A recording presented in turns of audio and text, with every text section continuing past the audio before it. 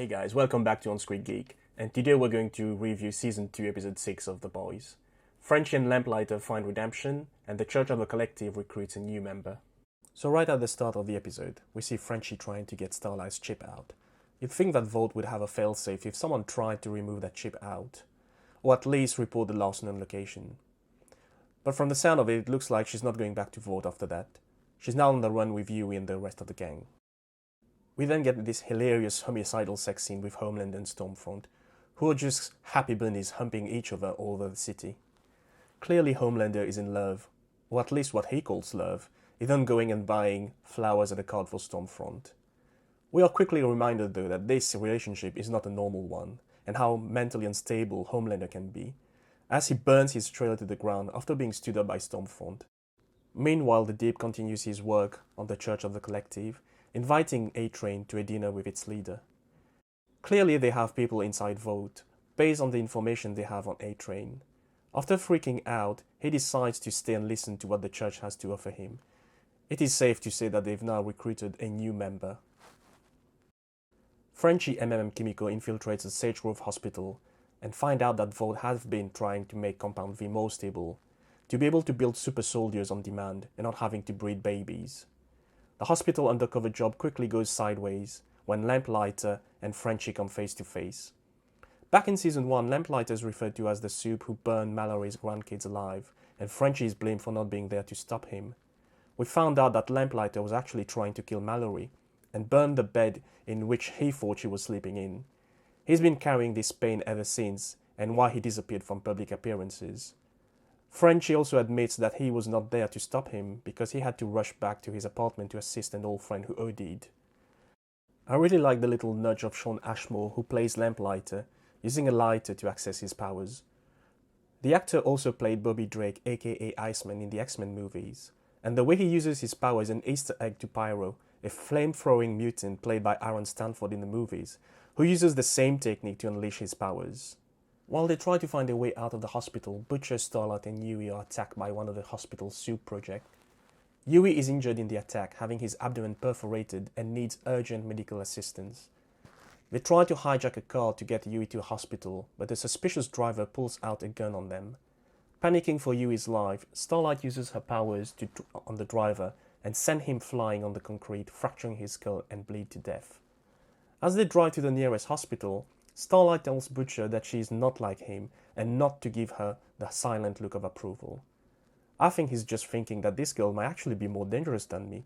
She clearly shows no real remorse despite the fact that there is a baby car seat in the car and she just killed that kid's dad. Back at Sage Grove, MM, Frenchie, Kimiko and Lamplighter are still planning their escape when they get attacked by a soup with the most ridiculous power ever, unless you want to make a career in the adult film industry. MM gets choked by Love Sausage's secret weapon, his elongated ding-dong. Kimiko manages to knock out Love Sausage, and MM tries to come to terms with what just happened to him. In the comics, Love Sausage is a former Russian superhero turned bar owner, and he's on good terms with the boys.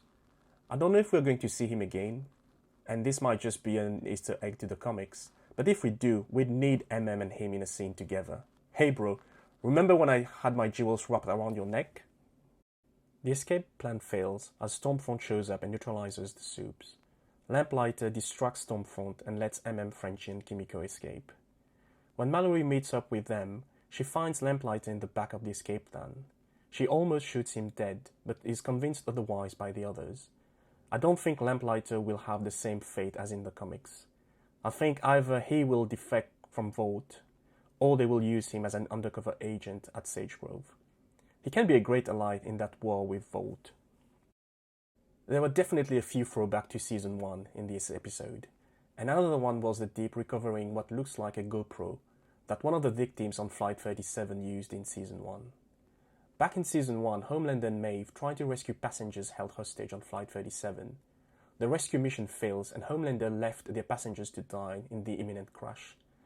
Maeve wants to use that footage where we see Homelander leaving the passengers behind as leverage to let her and Elena leave their life free.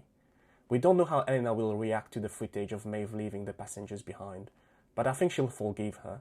It's not like she had a chance against Homelander. In the episode finale, Homelander tells Stormfront that he has been thinking a lot about how to break her. He's growing tired of her lies. Stormfront finally plays her trump card, knowing that there is not much she can do to manipulate Homelander. She decides to tell him the truth about her origins.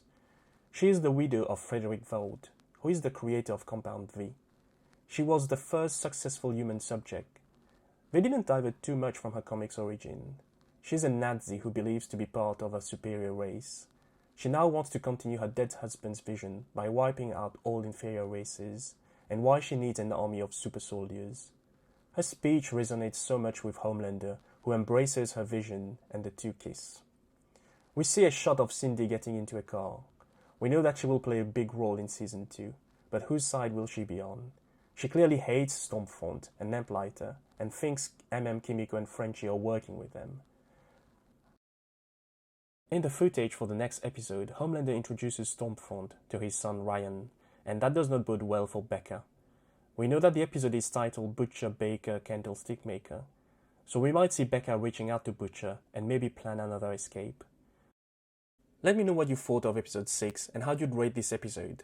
I'd give it a solid 7 out of 10. And don't forget to subscribe for more videos. See you next time, guys.